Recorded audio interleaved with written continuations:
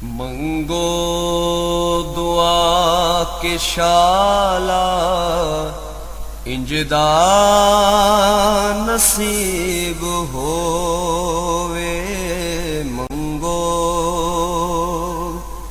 दुआ के शाला इंजदा नसीब होवे।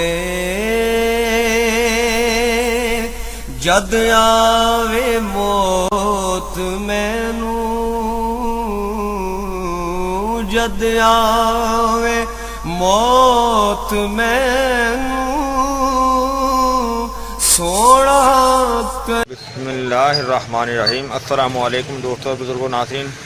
मैं तुहाडे सामने अगली वीडियो नाल हाज़र हाँ। देख रहे हो तुसीं कि हालांकि भी तारफ की महताज तो नहीं है कि की है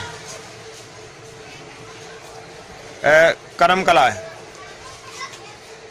इनू करम कला भी कहा जाता है और इसनू बंद गोभी भी कहा जाता है। अल्लाह ताला दी शान है। देखो अल्लाह ताला दी ज़ात ने कितने सोहने इहदे विच परदे बनाए ने और कितनी सोहनी चीज़ है। देखो करम कला ते बंद गोभी जिस तरह के दिल की शिकायत बनी हुई है।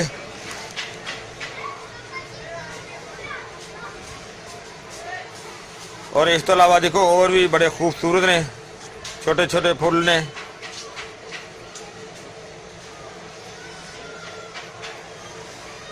वैसे तो वैसे भी मैंने खूबसूरत लगे ने, मैं तुहाडे सामने दिखाने वास्ते तुहानूं ये रखे ने। लेकिन आम इस्तेमाल दे विच इस तरह वड्डे फुल जिहड़े हुंदे ने ओही इस्तेमाल दे विच हुंदे ने।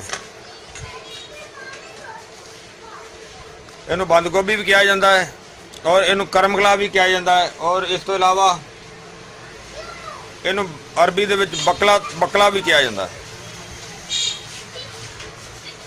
और ये बड़ी मशहूर तरकारी है। अज के दौर दे विच इहदा इस्तेमाल बहुत ही ज़्यादा है। कुछ अरसा पहले कि इहदा इस्तेमाल इन्ना ज़्यादा नहीं सी हुंदा। इहदा जायका जिहड़ा बिल्कुल फिक्का हुंदा है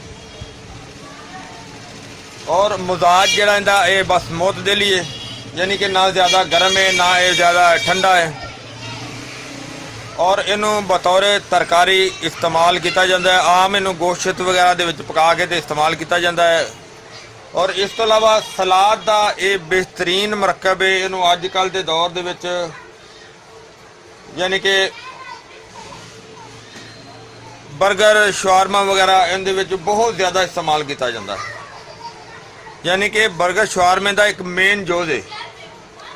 जदों कि बर्गर शवारमे नहीं सी हुंदे उदों इहदा इस्तेमाल सिर्फ और सिर्फ बस कोई पकाउण वास्ते इस्तेमाल करते सी या फिर जानवरों के इस्तेमाल वास्ते इस्तेमाल किया जाता सी।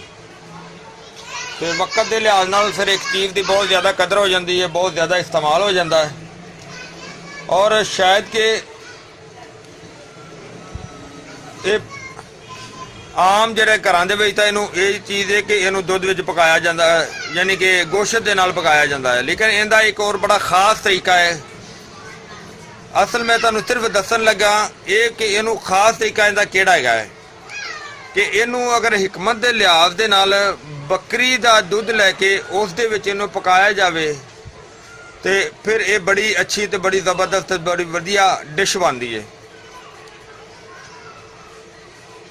और ये उसका कुछ फ़ायदा होता है लेकिन इसका ज़्यादा फ़ायदा नहीं है। इनू कसरत के नाल इस्तेमाल करना जरा इस दे नाल ख्वाब यानी कि ज़्यादा होंदे ने, यानी कि परेशान ख्वाब, जिस तरह कि दिमाग में सुकून नहीं होंदा इस बंद गोभी के इस्तेमाल के नाल। यानी कि अज के दौर दे विच वैसे भी आवाम नूं इन्ना सुकून नहीं है इस वजह तो कि ये बर्गर शवारमे दे विच बहुत ज़्यादा इस्तेमाल होंदी है। हो सकता इहदा इहो ही वजह होवे क्योंकि जिहड़ियां सियाणियां ने गल्लां कीतियां ने, वड्डियां ने गल्लां कीतियां ने, वो भी गलत नहीं हुंदियां। और ये मैदे नूं ज़्यादा नुकसान दिंदी है। इहदा ज़्यादा इस्तेमाल जिहड़ा ना वो मैदे वास्ते सही नहीं हुंदा, यानी कि ये जल्दी हजम नहीं हुंदी। सही तो मुराद ये भी कि जल्द हजम नहीं हैगी। लेकिन अजकल के दौर दे विच इहनूं जल्द हजम करने वास्ते इस वजह तो नाल कोक इस्तेमाल की जाती है या होर कोई चीज़ इस्तेमाल की जाती है। लेकिन बेहतरीन चीज़ तो वही होंदी है जिहड़ी ਕੁਦਰਤੀ ਤੌਰ ਤੇ ਮੈਦਾ ਕਬੂਲ ਕਰਕੇ ਤੇ ਉਹਨੂੰ ਹਜ਼ਮ ਕਰੇ, ਉਹ ਚੀਜ਼ ਬਹੁਤ ਜ਼ਬਰਦਸਤ ਹੁੰਦੀ ਹੈ, ਬਹੁਤ ਅੱਛੀ ਹੁੰਦੀ ਤੇ ਬਹੁਤ ਵਧੀਆ ਹੁੰਦੀ ਹੈ। ਲੇਕਿਨ ਬੱਕਰੀ ਦੇ ਦੁੱਧ ਵਿੱਚ ਜਿਹੜੀ ਇਹ ਪਕਾਉਣ ਵਾਲੀ ਤੁਹਾਨੂੰ ਮੈਂ ਦੱਸਿਆ ਹੈ, ਇਹ ਮੇਰਾ ਖਿਆਲ ਹੈ ਇੱਕ ਅਨੋਖੀ ਹੋਣੀ ਹੈ। ਸ਼ਾਇਦ ਕਿ ਤੁਸੀਂ ਇਹ ਚੀਜ਼ ਪਹਿਲੇ ਨਹੀਂ ਸੁਣੀ ਹੋਣੀ ਕਿ ਬੱਕਰੀ ਦੇ ਦੁੱਧ ਵਿੱਚ ਪਕਾਉਣਾ ਇਹਦਾ ਬਹੁਤ ਵਧੀਆ ਤੇ ਬੜਾ ਜ਼ਬਰਦਸਤ, ਬੜਾ ਅੱਛਾ ਜੋਜ਼ ਹੈ। ਮੈਂ ਉਮੀਦ ਕਰਨਾ ਇਨਸ਼ਾਅੱਲਾ ਕਿ ਇਹ ਵੀਡੀਓ ਤੁਹਾਨੂੰ ਅੱਛੀ ਲੱਗੀ ਹੋ ਜਾਵੇਗੀ। ਇਹਨੂੰ ਤੁਸੀਂ ਲਾਈਕ ਕਰਿਓ, ਸ਼ੇਅਰ ਕਰਿਓ, ਸਬਸਕ੍ਰਾਈਬ ਕਰਨਾ ਬਿਲਕੁਲ ਨਹੀਂ ਭੁੱਲਣਾ। ਇਨਸ਼ਾਅੱਲਾ ਅਗਲੀ ਵੀਡੀਓ ਨਾਲ ਫਿਰ ਮਿਲਾਂਗੇ। ਇਜਾਜ਼ਤ, ਅੱਲਾਹ ਹਾਫਿਜ਼, अस्सलाम वालेकुम वरहमतुल्लाहि वबरकातुहू। गए बजेरे सरकार नु कमांगे,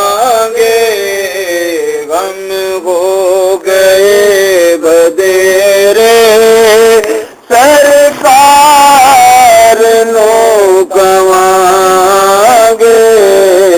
दर्दा दर्दा दर्दान पाए घेरे,